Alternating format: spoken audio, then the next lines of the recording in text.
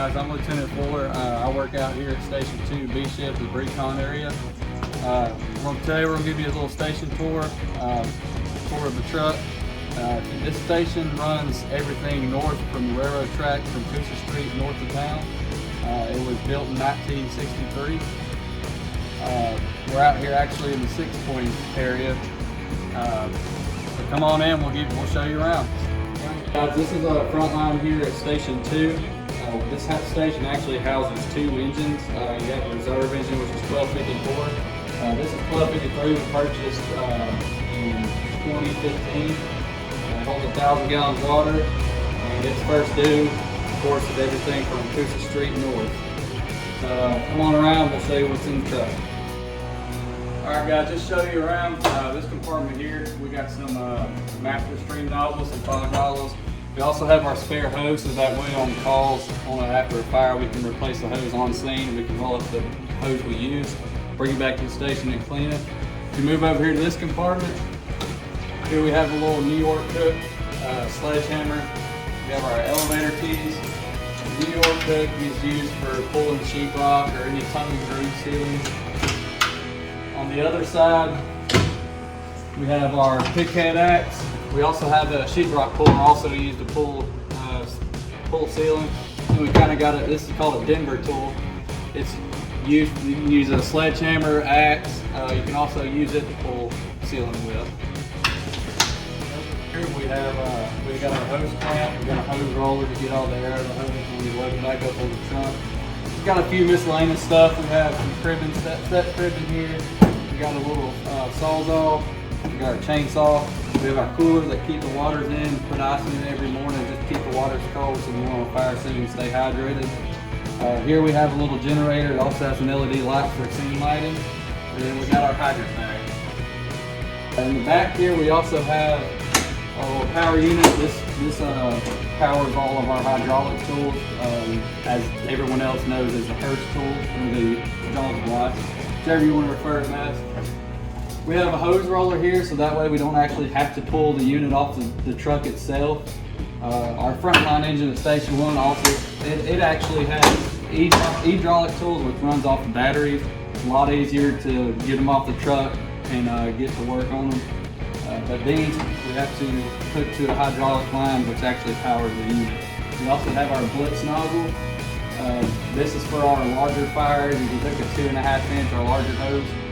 And it actually has a setting to where if it gets knocked over during a fire or any type of operation, it will actually shut itself off. Alright guys, and here in this compartment we have our extrication tools. This is used to cut people out of cars or any type of heavy machinery. These right here we have our spreader, so we can actually take them, put them in and spread them open. These are our cutters, and this is our ram to lift any dashes, or if we have to roll a dash to get somebody out from underneath it. We have our ventilation saws here. We got our K12, and then our roof saw. And then also over here we have our extensions for our spreaders and our ram. In this compartment here we have a positive pressure ventilation fan. Basically you would, at a house fire, or if you have smoke in your house, we'll open the front door or open the rear door or the window, what we call the exhaust. We'll crank it up and it'll push all the smoke out. It'll pressurize the house. It's powered by a gas engine. And also here we have our water extinguisher. It's basically got air like you would put in a tire, fill up like you would fill up a tire. It's got water. And it's also got a little bit of Dawn we use just to add a little foamy substance to it to smother. And then we have our standard ABC extinguisher. And also here we have, it's our ventilation system for the station. It actually keeps all the exhaust fumes from building up in the station. It keeps us from getting exposed long term. We have a high cancer rate in fire service, so this is just another way to prevent future problems or any carcinogens or diesel fumes getting on our gear or getting into the station. And these will actually pop off automatically when we pull out of the station. And then here we have a computer. This is so the officer that he can actually pull up everything CAD related.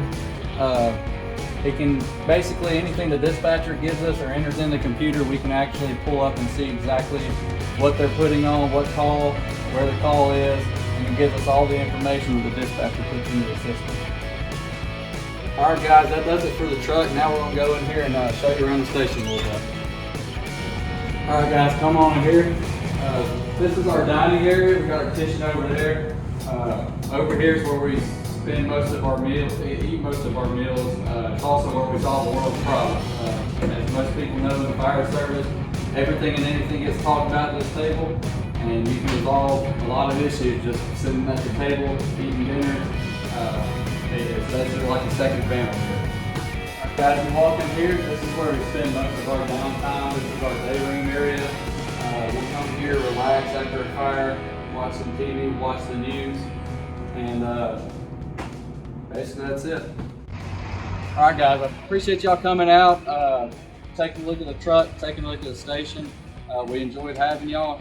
I know it's been hard for us getting out and doing any public education or anything at the school, so we're more than happy to do this video. I also want to remind you of an event we have coming up. It's called Talladega Serving the Spare. It's going to be at the Talladega Bottling Works. It's a new campaign that the department is pushing. As some of you may or may not know, in the past 4 months we've had 3 fire fatalities, and the city itself averages 1 a year. 1 is way too many for us, so we're going to start making change, pushing public education. At the event, we're going to have Assistant Fire Chief Ron Goodenough, and we're also going to have Riley Posey from the Alabama State Fire Marshal's Office. They're going to come out, give you some good information, some public education on fire safety. So again, that's going to be at the Talladega Bottling Works May 3rd at 6 p.m. We want you guys to come out and let's make change, Talladega.